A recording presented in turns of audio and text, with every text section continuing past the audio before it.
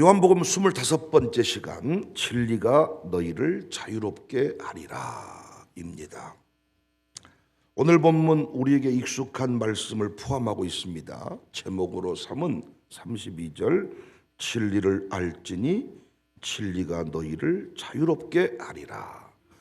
여러분은 이 말씀의 의미를 제대로 파악하고 계시는지 모르겠어요. 그런데 제가 목사님들의 설교들을 여러 가지 것들을 참조해 보니까 이 말씀의 의미를 제대로 이해하지 못한 분들이 있더라고요.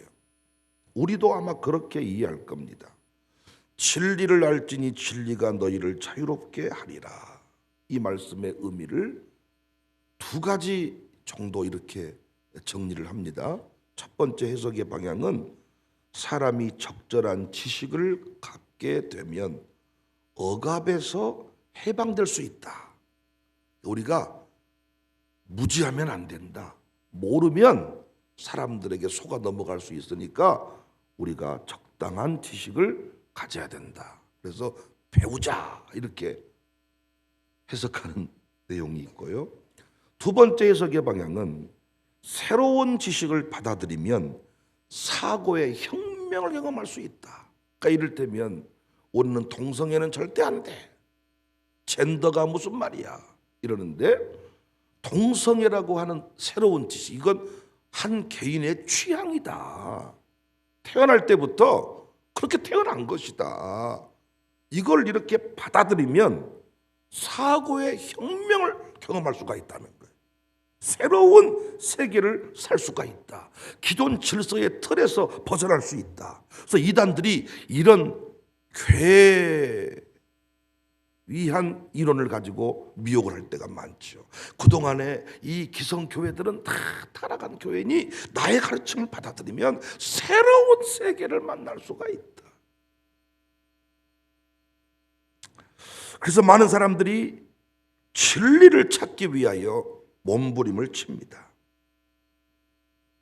도를 아십니까? 이러면서 그 도를 깨닫기 위해서 몸부림을 치고 도서관을 뒤지고 도인을 만나고 도통한 사람들한테 가서 한수를 배우고 동해바다에 가서 일출을 보고 일모를 보고 별짓거리를 다 합니다.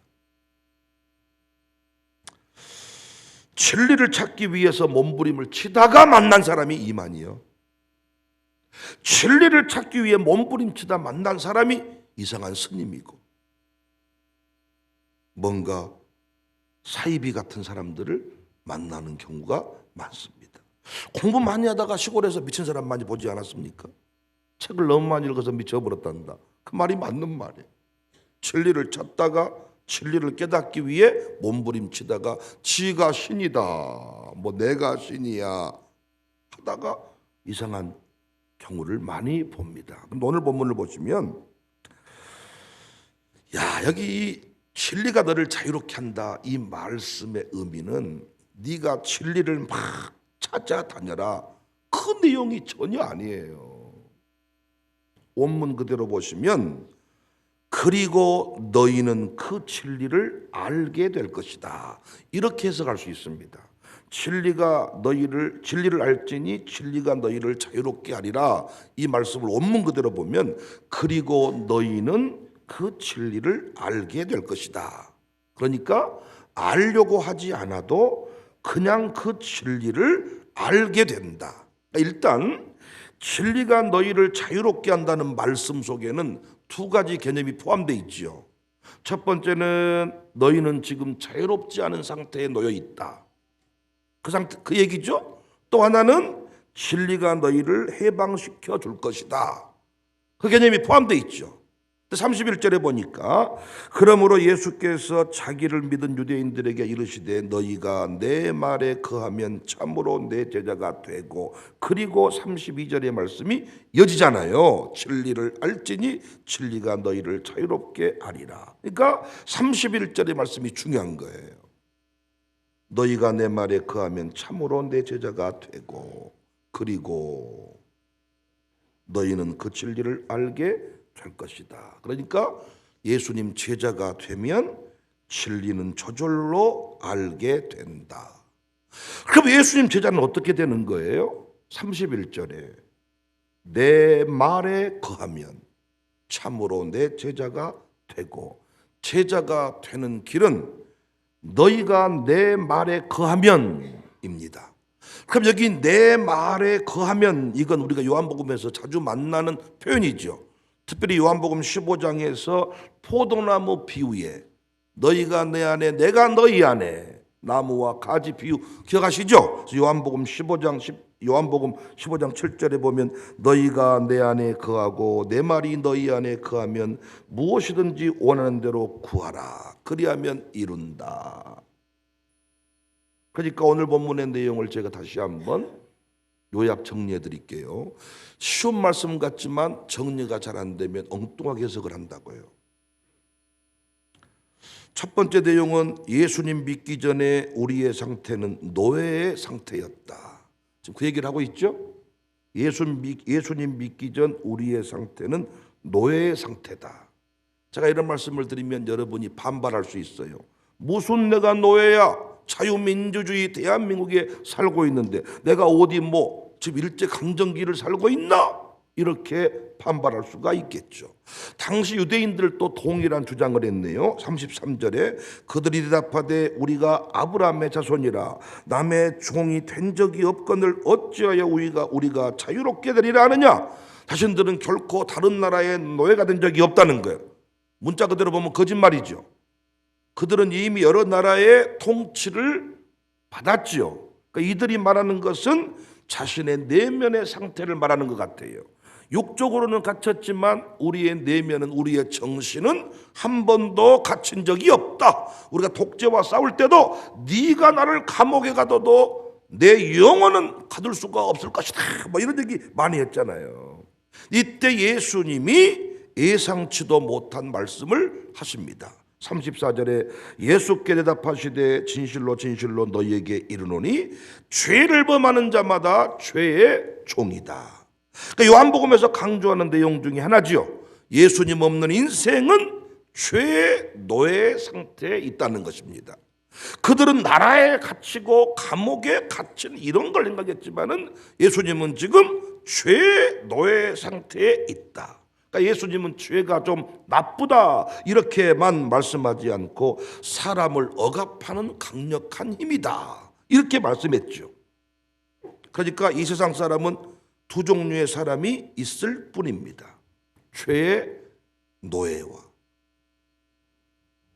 죄에서 벗어난 자유인이 있을 뿐입니다.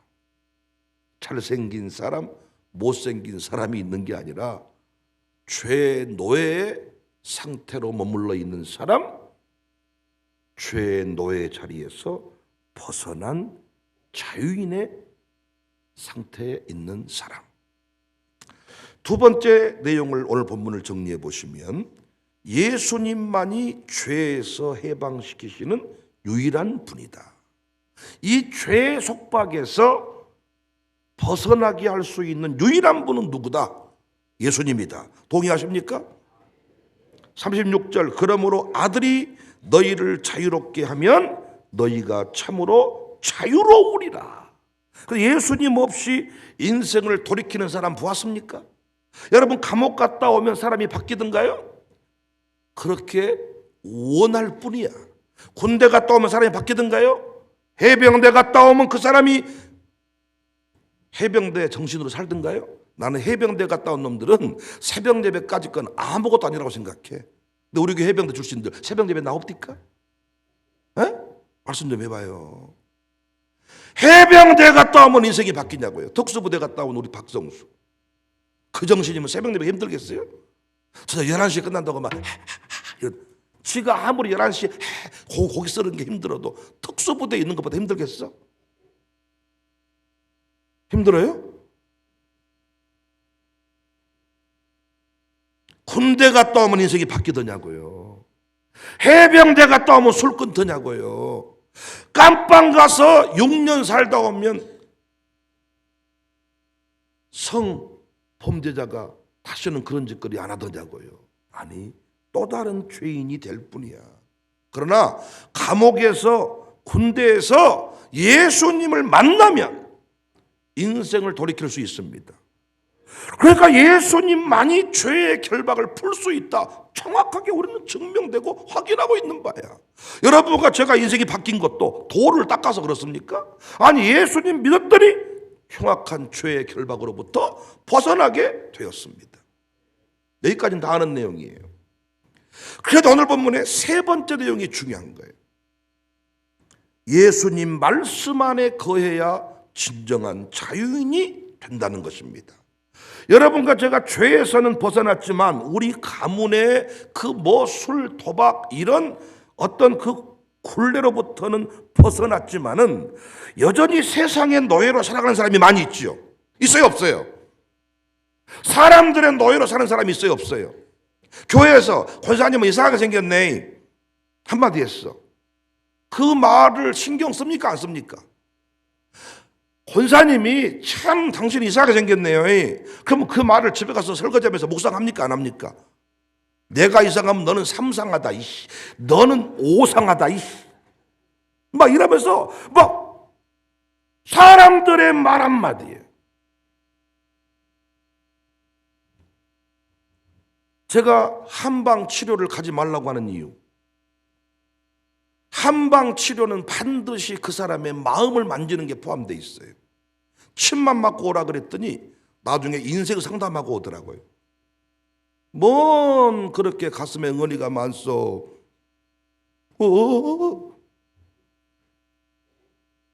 거기서 이제 인생을 털어놓기 시작하는 거예요.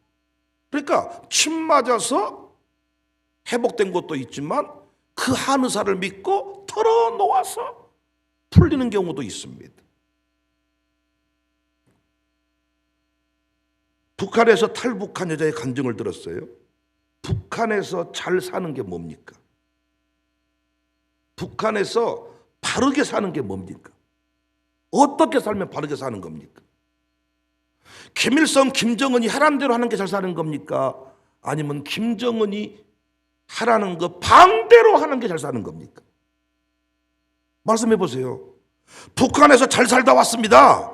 어떻게 잘 사는 거냐고. 당신은 참 멋진 인생이었습니다 할 때 어떻게 하는 게 멋지게 사는 거예요? 김일성이 하라는 대로 하는 겁니까? 아니면 김일성이 하라는 것, 그 삼부자가 하라는 것에 반대로 하는 게 잘 사는 겁니까? 북한에서는 사람들한테 막 돌을 뺏어가지고 비리를 저지르면서 사는 게 잘 사는 겁니까? 아니면 김정은이가 하라는 대로 잘 사는 겁니까? 하라는 대로 하는 잘 사는 거예요. 북한으로 가세요, 다. 역시 전라도는 북한을 좋아해. 아니, 김정은, 김일성 삼부자가 만들어 놓은 법이 있는데 그 법은 전부 다 거짓말이잖아요. 하나님 자리에 올라가 있는 법이잖아요. 그래서 북한에서 하나님을 만난 사람은 어떻게 살아야 됩니까? 김정은, 김일성 삼부자가 하라는 정반대로 하는 게 잘 사는 거잖아요. 그들이 지하에서 복음을 극동방송으로 받아가지고 죄의 상태에서 벗어났어. 그렇다고 자유합니까?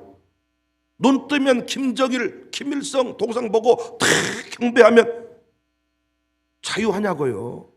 아니죠. 정반대로 사는 것이 진정한 자유를 누리는 길이잖아요. 여러분과 저에게도 마찬가지죠. 우리는 지금 북한 독재 시대에 북한 어떤 독재 정권 치하에 살고 있지 않지만은 세상이 우리에게 말하는 소리가 있어요, 없어요? 이렇게 사는 게 성공이야. 그렇게 살지 마라. 이것이 교육이다. 이렇게 사는 것이다. 이런 얘기를 듣는 순간 우리는 어때요? 흔들리지요. 흔들리죠.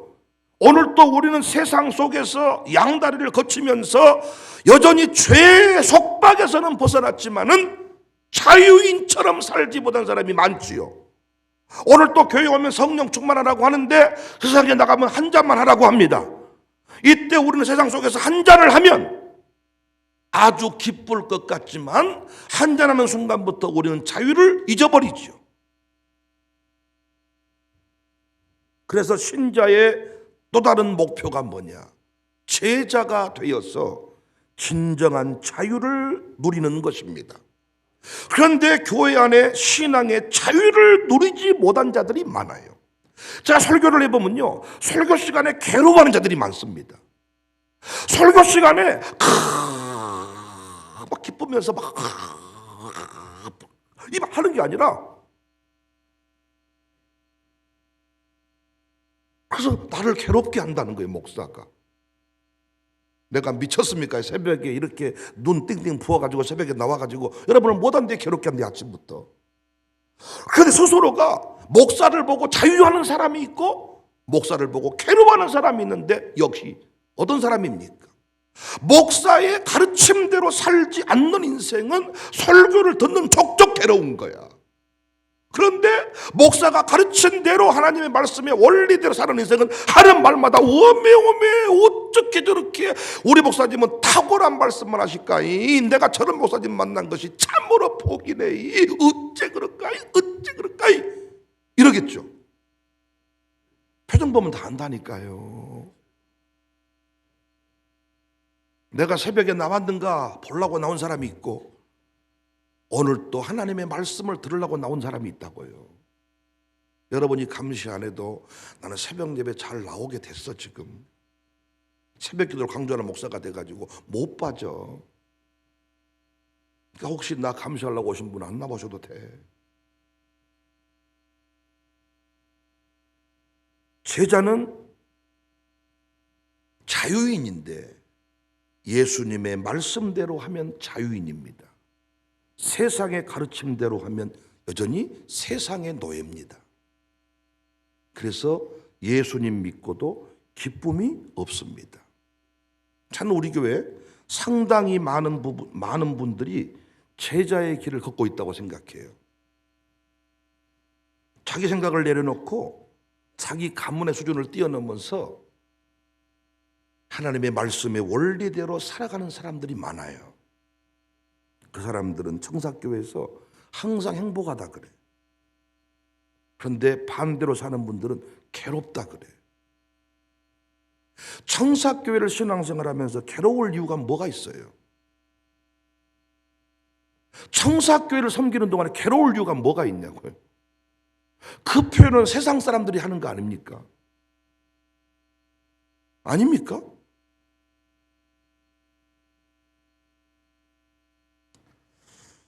바울이 강조한 대로 세상을 본받지 않아야 되는데, 영적으로는 신자인데 겉으로는 세상 사람으로 사는 사람들이 많습니다. 코로나 때 어떻게 사는 게 잘 사는 것이었습니까? 어떤 교회가 바른 길을 걸어간 겁니까? 여러분, 우리 이제 지나왔으니까. 정부가 하라는 대로 문 닫은 교회였습니까? 정부가 하라는 것에 반대로 하는 교회였습니까? 그럼 여러분, 정부가 하라는 것에 반대로 했을 때 우리는 두려웠죠. 그런데 영적으로는 어땠어요? 자유했죠. 자유했죠. 그 길을 걸어갔던 사람은 그때 코로나 얘기만 나오면 흥분이 돼요, 안 돼요? 되죠. 좋아서. 근데 그때 반대 길을 걸어갔던 사람은 어때요? 왔다, 코로나 얘기 좀 그만 좀 했으면 좋겠네. 힘들어 죽겠네. 그리고 코로나 때문에 내가 피해를 당했는데 교회가 왜 위로를 안 해주니? 우리 교회는 코로나 대책금을 따로 만들어서 또 100만 원씩도 드리고 다 했습니다만은, 왜 교회가 교회 때문에 피해를 당했는데 왜 교회가 위로를 안 해주니? 근데 반대로 말한 분도 있었어요. 목사님이 뭐가 미안합니까? 아니, 내가 어려봐달라고 갔고 내가 주님 좋아서 간 건데, 내가 상급 쌓으려고 한 건데 목사님이 왜 미안해요? 내가 미안하죠. 목사님 코로나 안 걸렸어야 되는데 코로나 걸려서 목사님의 근심이 된 거 내가 미안합니다 라고 말한 분도 계셨어요. 자유인의 차이 아시겠어요? 주님이 말하는 진리가 너를 자유롭게 한다는 말의 의미를 아시겠냐고요. 책 10권 읽으면 자유한다, 그렇습니까? 차라리 책을 안 읽은 게 자유해. 어중간한 책을 읽다 보면요, 오, 이런 세계도 있어버리네. 나는 이것만 알고 있었는데 내가 아는 대로 사는 게 훨씬 더 편하다고요. 자유를 찾기 위해 책을 읽다가 오히려 더 이상해진 사람이 많아 불어. 가정교회 1-1 소속이야. 그러면 그 사람이 이번 한 해 동안은 박혜열 장로님, 강남수 권사님의 가르침만 잘 받고 살아야 쓰겠다. 그러면 그대로만 하면 뭐가 되는 거예요? 제자가 되는 거죠. 제자가 되면 어때요? 1-1에서 자유로워요? 자유로워요? 자유로워요. 근데 1-1에 소속인데 맨날 노는 것은 2-2랑 놀아. 그분이 친절해 나한테. 근데 2-2도 자기 가정교회 식구들한테는 불친절해. 남의 식구들은 관대하게 볼 수가 있는 거예요. 그러니까 어때요? 그 사람 가르침 받으니까 1-1에서 자유로워요? 불편해요?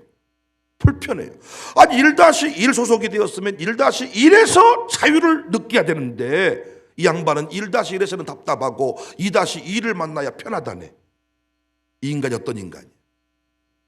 제자가 되지 않는 인간입니다. 신천지 보고 우리가 불쌍하다 그러죠. 신천지 만나서 한번 물어보세요. 너는 참으로 불쌍하다. 너는 더 불쌍하다 그래. 왜? 신천지는 절대 이만희 흉 안 봐.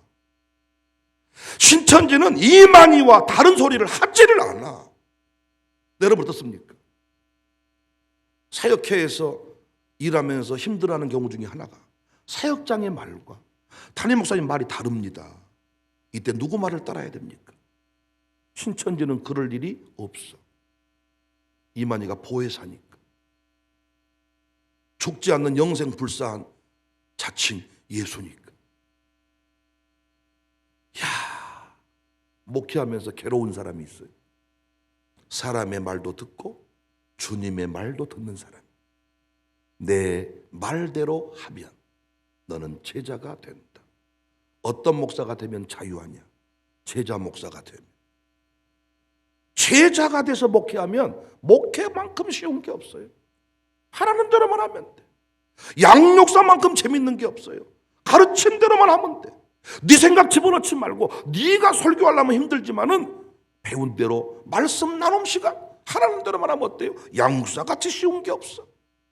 난 여러분과 제가 날마다 영적 자유를 노래하고 청사교회에서 괴로운 일이 많으나 이런 소리 하지 않기를 바라요. 신앙생활하면서 왜 괴로운 일이 많아? 즐거운 일이 많아야.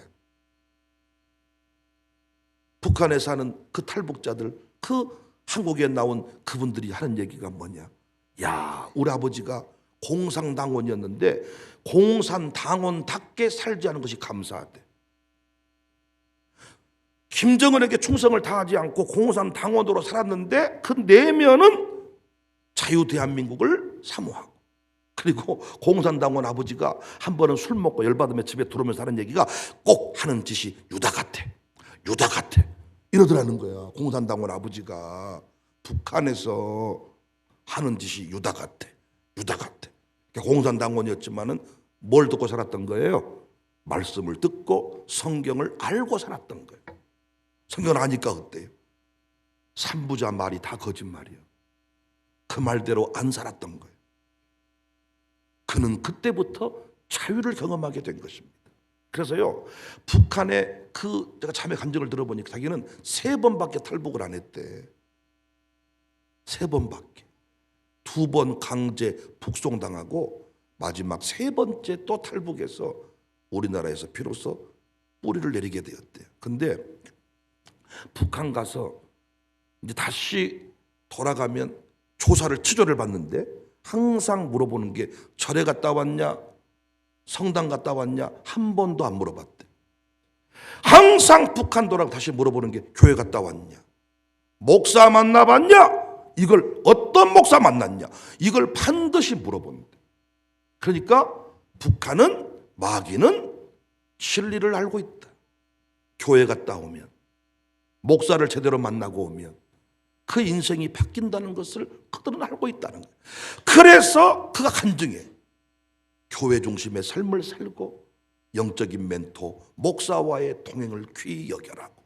야, 은혜가 되더라고요. 5대 신앙을 가르쳐 온 목사로서 그렇게 이해를 하니까 북한 가면 성당 갔다 왔냐, 스님 만났냐, 신부 만났냐 물어보지를 않는데 2번, 3번 탈북했는데. 사랑하는 여러분, 여러분은 신앙생활 하시면서 진정한 자유인이 되셨나요? 아니면 날마다 복잡해 죽겠나요? 어메, 직장 가면 이렇게 살아야 되는데, 교회 오면 이렇게 살아야 되는데, 목사를 만나면 어떤 저런 목사님이 계시다 이렇습니까? 어째 저렇게 생겼다냐? 나를 째려보시네, 또 치시네, 때리시네, 괴롭게 하시네. 그러면 도를 찾아가셔야지. 예수님은 오늘 또 우리에게 간절히 명령하십니다.